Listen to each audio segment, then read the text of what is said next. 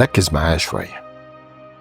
ليه النرجسيين والنرجسيات بيعذبوكم رغم التضحيات الكبيرة اللي انتوا بتعملوها ليهم؟ النرجسيين والنرجسيات يا اخوانا شخصيات سادية ما تعرفش الرحمة. قلنا قبل كده مفيش اي مشاعر ايجابية جواهم خالص، ولا في جواهم رحمة نهائي. السادي ده بيحب تعذيب الآخرين وبيستمتع بتعذيبه، ولا يفرق معاهم خالص، علشان ما عندهمش رحمة أصلا جواهم.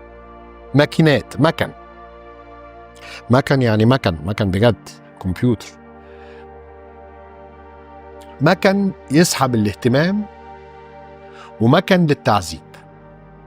فمهما عملتوا معاهم، مهما عملتوا، والله لو قطعتوا من جسمكم طرنشات سلايس كده زي البطاطس والكلام ده، ومهما خضعتم ليهم ومهما انبطختم، هيعذبوكم برضه، علشان لو ما تعذبتوش قدامهم هم اللي هيتعذبوا فطز فيكم اصلا. المهم انا استمتع بتعذيبكم لان انا اناني. هو النرجسي تفكيره كده، ويكش تموتوا وديها للي مستنيها.